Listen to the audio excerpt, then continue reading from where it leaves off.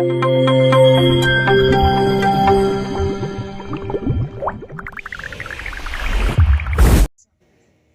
welcome back to my channel. For today's title of our vlog is the types of furnace that produces steel.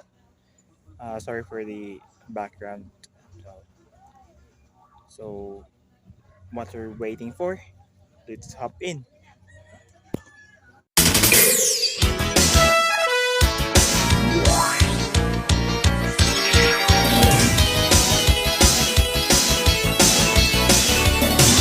So there are many types of furnace. So there is a paddle furnace, a smelting furnace, in a reverberatory furnace. But the steel manufacturer company only uses two major furnace, the blast furnace and the electric arc furnace. So let's differentiate the two furnaces.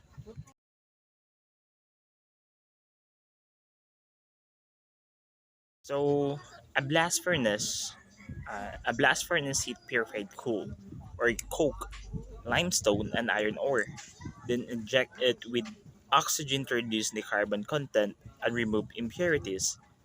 Meanwhile, in the electric arc furnace, produce molten steel using electric current to melt scrap and recycle steel instead of a raw iron. Advantage and disadvantages of blast and electric arc furnace. Blast furnace. Advantage of a blast furnace is that less production of slag. Disadvantage is that requires a large amount of fuel for combustion or the continuous addition of coke to the molten metal to achieve high purities.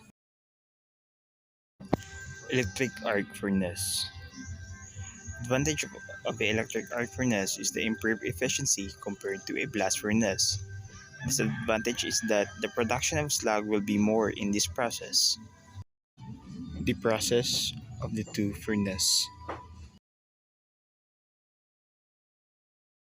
So the step-by-step process of the blast furnace is that charge a solid iron ore, coke, and limestone is constantly dumped into the top of the furnace.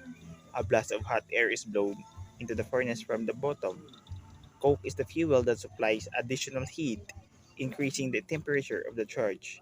Chemical reactions occur.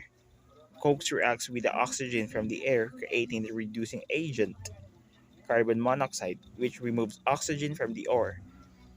Limestone reacts with impurities in the furnace, forming slugs, which floats to the top of the furnace vessels. Every hour or so, the molten iron is removed and sent on for the further processing. The process of a electric arc furnace. Step 1. The charge is put into the furnace. Step 2. A powerful electric current arc jumps between the electrodes, producing intense heat. Step 3. The charge build and chemical reaction produce steel.